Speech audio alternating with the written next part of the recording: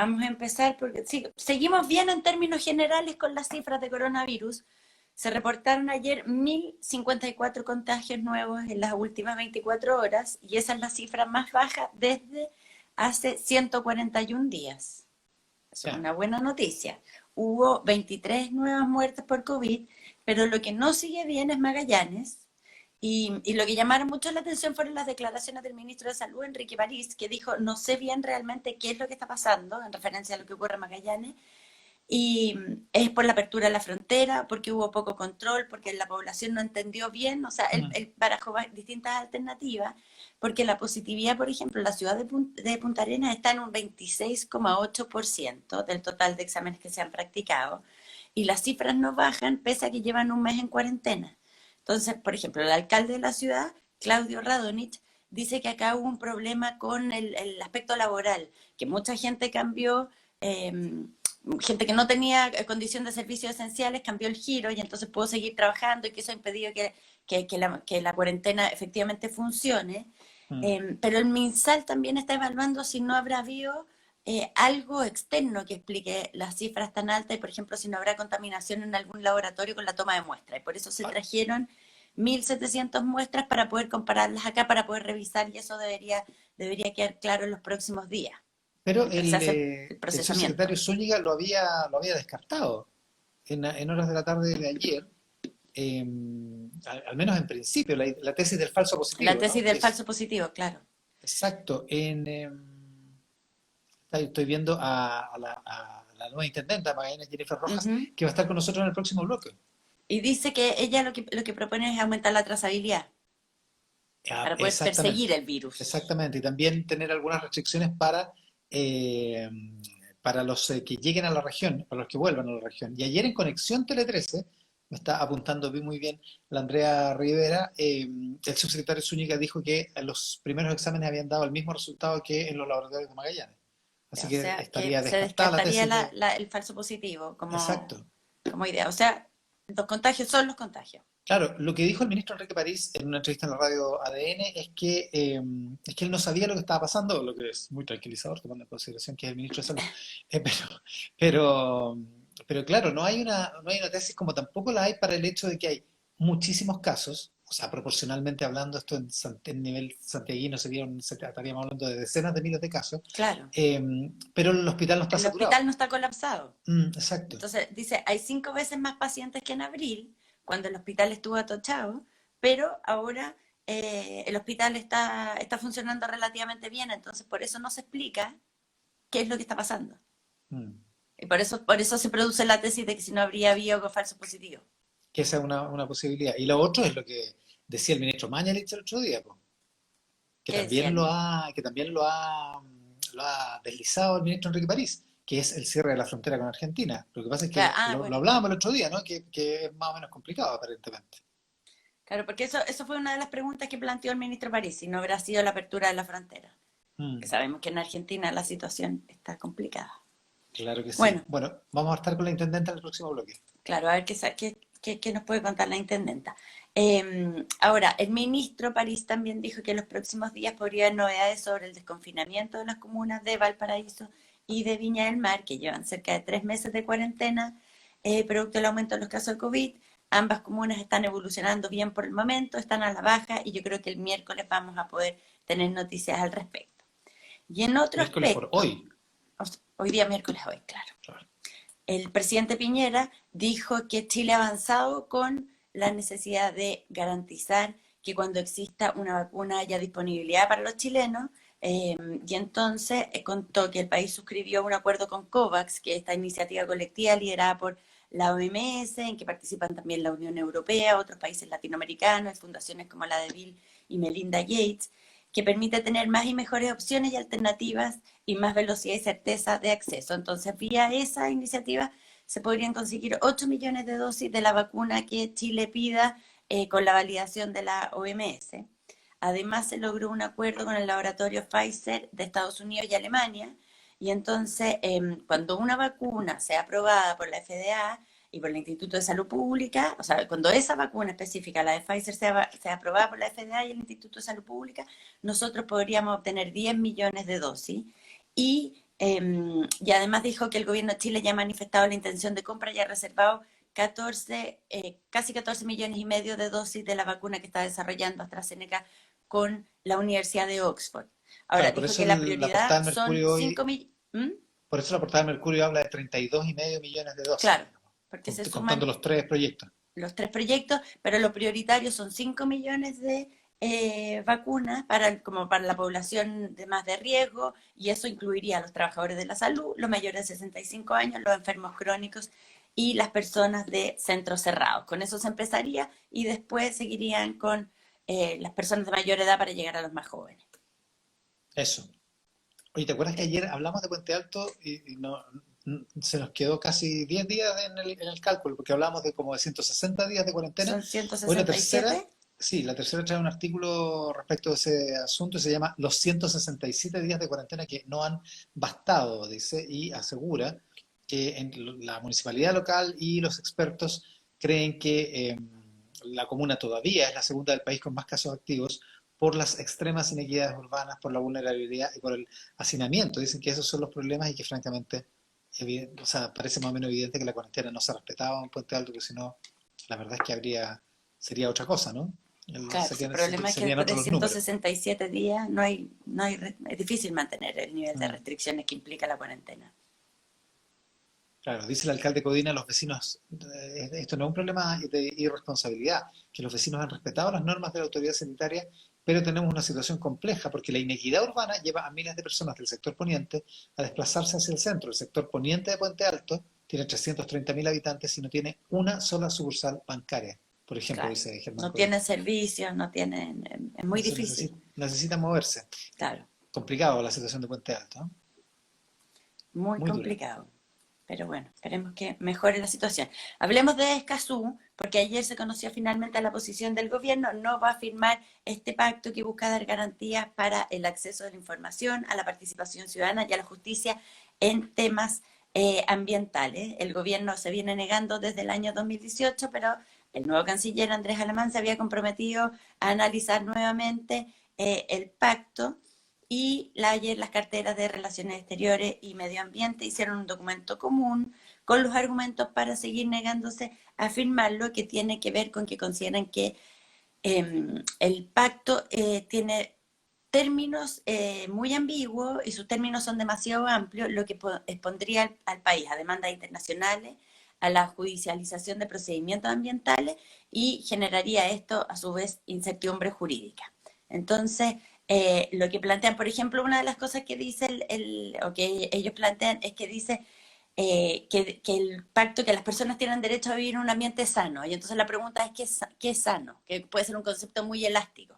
Ah, Y entonces lleva a dificultades. Chile, en todo caso, ha sido criticado por negarse a firmar. Salió hace 2 días una nota en la Deutsche Welle, el medio alemán, que dice que el rechazo del gobierno de presidente Piñera a firmar este pacto acaba con las aspiraciones de liderazgo ambiental que había planteado el país.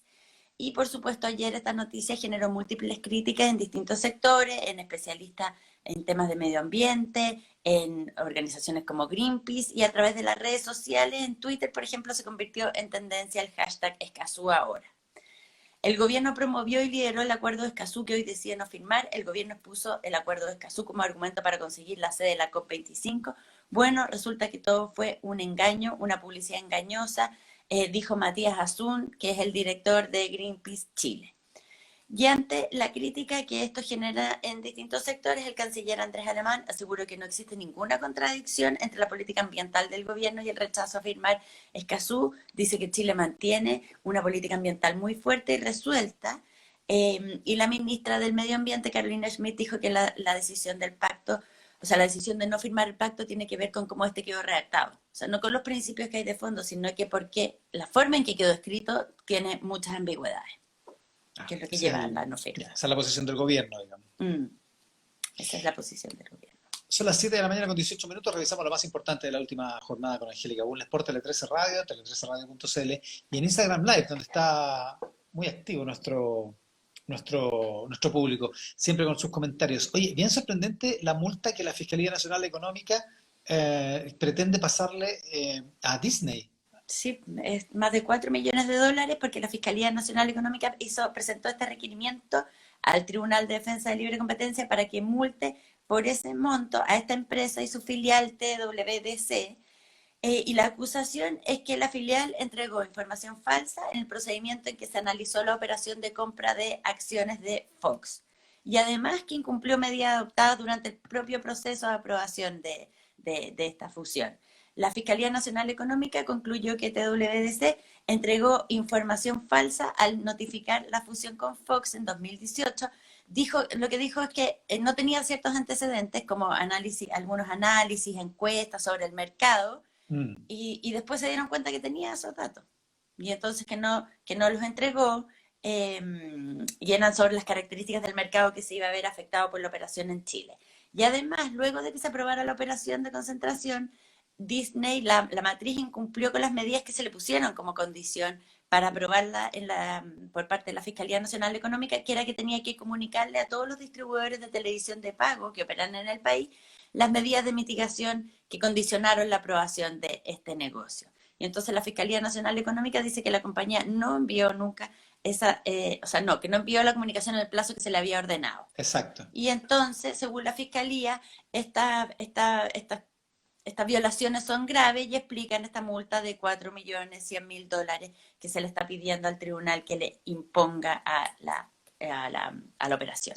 Es para la matriz, para Disney y para Exacto, TWDC, que significa The Walt Disney Company, digamos, claro. pero que es ¿cómo se llama la matriz para, entiendo que es para América Para Latina, Chile, o para, claro, claro. eso es. Por eso son 4,1 millones de dólares. Es impresionante, ¿eh?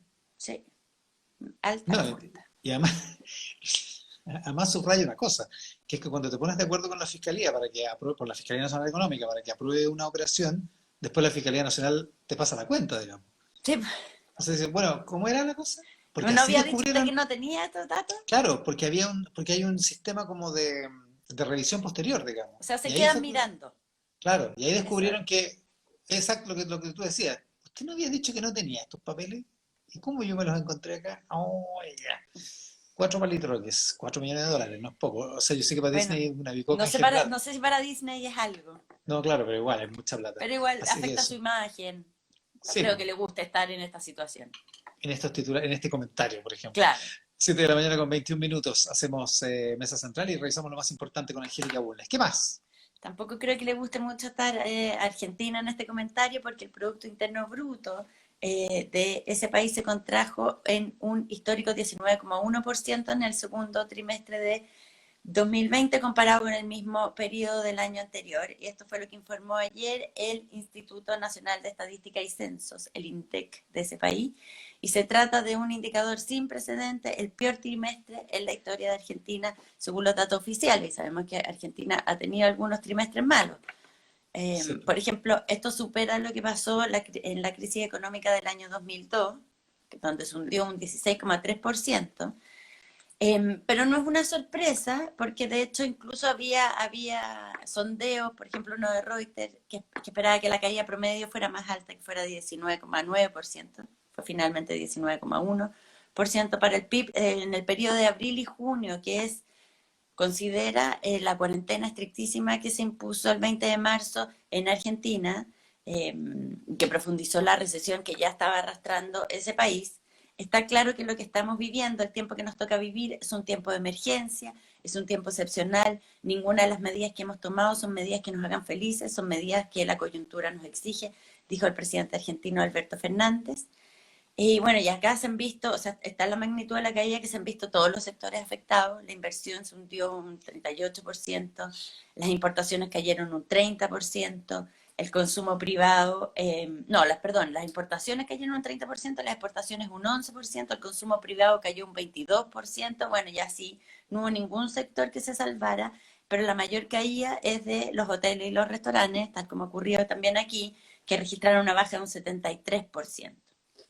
Y entonces ahora el gobierno argentino tiene dos problemas muy, muy severos. Uno es la fuerte caída de ingresos, que tiene totalmente afectada la demanda argentina, y otra es la falta de confianza en el peso y el vuelco al dólar. De hecho, el peso argentino no es la moneda de peor rendimiento, pero es una de las monedas de peor rendimiento en lo que va del año y se ha depreciado más de un 20%. Así que complicada y eso no es bueno para nadie en el barrio, que Argentina esté tan afectada. Que esté tan mal. Claro, y uno dice, o sea, como que se dice fácil, cayeron las exportaciones, cayeron las importaciones, cayó la demanda interna, cayó el Producto Interno Bruto, y son como cifras, pero en la práctica esas cifras son desempleo, son Puras personas. básicamente puras personas que dejaron de ganar la plata que necesitan para vivir, entonces es Exacto. realmente muy, muy feroz, muy Ujú. feroz. Así Y además la es. cuarentena se sigue produciendo, o sea, sigue activa. Claro, porque hubo un momento en que la relajaron un poco y los casos empezaron a disparar, entonces hubo que retomarla y ha habido también ciertas manifestaciones, o sea, la gente ya también se produce el agobio con la cuarentena. Obvio, que no se Así puede que decir las cosas tan largas. Tremendo, tremendo lo que está pasando. Ya, 7:25, Angélica Bulnes. en el del Congreso hay varias noticias. Una es Pasó que hartas cosas ayer, sí. sí, pasó harta cosa, estuvieron y volvieron con renovada energía después del fin de semana del 18. La Comisión de Constitución aprobó de forma unánime y en general el proyecto de reforma que busca facilitar la participación de independientes de cara a una eventual convención constituyente tras el plebiscito del 25 de octubre. Y entonces la iniciativa que está presentada por el diputado Pepe Au, que te acuerdas que ayer escribió para reclamar que Sí, habíamos pues. dicho que el gobierno estaba empujando. Bueno, esta es la iniciativa que él está empujando, contó con las firmas de los diputados de oposición, de Bópoli, y busca favorecer la inscripción de listas de candidaturas independientes. Entonces lo que hace es que baja los márgenes que tienen que, la cantidad de firmas con las que tienen que contar para poder inscribir esas Exacto. candidaturas, y por otra parte permite expresamente al CERVEL aceptar patrocinios de firma de manera electrónica con clave única del registro civil para evitar que los independientes tengan que ir a la notaría de manera presencial en medio de la pandemia. Que Entonces, parece una de las cosas esenciales de toda esta idea. El Frente Amplio puso una moción para permitir otra cosa, que son los pactos entre listas de independiente independientes y y listas de partido, partido. Sí, claro. Sí, interesante eso. eso también pasó ayer. Pero con respecto a este proyecto, la próxima semana la comisión tiene que empezar a debatir en particular. Se aprobó el proyecto en general. Después, hoy día los senadores tienen que analizar la acusación constitucional contra la jueza Silvana Donoso, que fue quien presidió la comisión que dejó en libertad condicional a Hugo Bustamante, que es el único imputado por el crimen de Ámbar Cornejo. Entonces, la juzgan por eso, la acusación pasó al Senado después de ser aprobado, que pasara, que el Senado la revisara en la Cámara de Diputados por 73 votos a favor, 52 en contra y 14 abstenciones. Y en el Senado tiene que conseguir 22 votos, pero hay bastante incertidumbre por lo que va a ocurrir, porque hay senadores en distintos sectores que tienen dudas sobre si corresponde esta acusación constitucional sobre la que ellos actúan como jueces. Y Mm, además que no tiene como un elemento político muy claro, entonces claro, no hay un orden político, o sea, no es un tema político no es un realmente, tema político, exacto. o no es un tema partidista, por Claro, decirlo así. claro. Entonces, la división al interior del Senado no está demasiado clara quién está detrás, pero en la práctica hay parlamentarios de Chile Vamos, algunos de oposición, que votaron a favor en la Cámara y debería reproducirse ese mismo ordenamiento en el Senado, pero no está para nada claro, ¿eh? No se sabe muy bien qué va a pasar, no está el conteo de votos no está muy claro. Estaban Ahora, estudiando ayer varios senadores la acusación. claro, y es una muy buena oportunidad para que el Senado esté a la altura de las circunstancias, digamos, y haga un trabajo realmente, no sé si es jurídica la palabra, pero por lo menos haga el análisis eh, ¿Qué tan reposado contundente y es la meditado. acusación? Si Claro, como para efectivamente saber tiene, exactamente tiene de qué se trata. base. Sí, sí.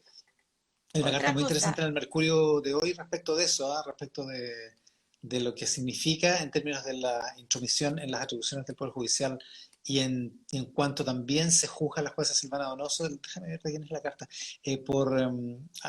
por haber actuado en el año 2016, pero con la mirada del 2020 o con las reglas del 2020. Entonces, es claro, una porque carta de además José Miguel Aldunate, que es director ejecutivo del Observatorio Judicial.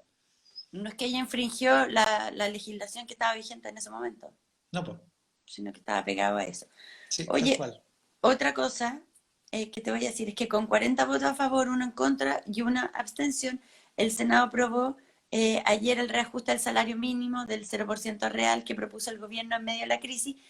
Y entonces este proyecto había sido rechazado por la Cámara de Diputados y entonces necesitaban 2/3 del Senado para volver a revivirlo. Si eso es lo que, no es Exacto. que quedó así aprobado, sino que con esto resucita el proyecto y entonces vuelve a la Cámara y ahí pueden volver a negociar el ministro de Hacienda con la Cámara un nuevo reajuste. Sí, claro, porque lo que la Cámara rechazó no fue la cifra del reajuste, sino que rechazó la idea de legislar. Por Claro, eso, para insistir, el gobierno necesitaba 2/3 en el Senado y los senadores de oposición estuvieron por dar esa votación, por eso fue 41 la votación, porque siempre hay alguno que vota distinto, 41. Bueno, pues fue 41 porque la tesis es, se aprueba la insistencia para que haya otro espacio para negociar y que exactamente. esa Se negociación supone se dé que en la Cámara de Diputados, no en el Senado. lo que escuché es que había cierto ánimo de volver a negociar o de mejorar la propuesta que se había planteado. Vamos a ver qué pasa. Pero por lo menos resucitó, Resucitó, tal resucitó el cual. proyecto. Eso. ¿Y Eso. lo Y último? lo último, la Cámara de Diputados despachó al Senado un proyecto de ley que establece sanciones por conductas como la incitación a la violencia física y al odio y del negacionismo respecto a las violaciones de derechos humanos en la dictadura. Y entonces, bueno, la Cámara de Diputados rechazó varios artículos propuestos por la Comisión de Derechos Humanos y por su parte la diputada Camila Flores presentó una reserva de constitucionalidad, dijo que esto vulnera el derecho a la libertad de opinión y pensamiento. Así que seguramente ahí vamos a tener más noticias de este proyecto. Es buen tema desde el punto de vista, perdón, desde el punto de vista del análisis de la libertad de expresión, es un Ujú. súper buen tema, porque lo que castiga es una idea, siempre y cuando esa idea castiga el decir algo, ¿no? El emitir una Claro, idea, expresar una idea, esa es la palabra, siempre y cuando la expresión de esa idea provoque algo. O sea, que se perturbe el orden público o que impidan el ejercicio de un derecho por parte de las personas ofendidas. Pero igual es curioso porque es una idea, no es un hecho, ¿no? Es la expresión de una idea, no es una claro, acción. claro. Es complicado. ¿No? Es un buen tema de debate. Seguramente esto da para bastante para debatir el asunto. Ya. Bueno, no es no solo acá donde se ha discutido este tema. No, para nada. Para nada. Oye, ya terminamos. En Instagram Live, nuestro público está muy preocupado y hay un debate en estos momentos sobre Ya. todos los libros de colores en tu estante, en tu estantería de atrás, y un árbol de las artesanas de Talagante. ¿Cuál es ese? El que está a tu izquierda en la pantalla. Claro, hay ¿Ese, dos. eso es? ¿Viste? Hay dos. Ah, son dos. ¿Y qué son los libros de colores? Libros ordenados por colores. Ya. Bien, no sé si nuestro público va a quedar conforme con esa respuesta, Coneja. Pero es Pero que bueno, son distintos libros, no todos ordenaditos por colores. 7:32, lo más importante de la última jornada con Angélica Bulnes aquí en Tele13 Radio, simultáneo con Instagram Live y con tele13radio.cl. Muy buenos días. Hasta mañana, Coneja. Chao.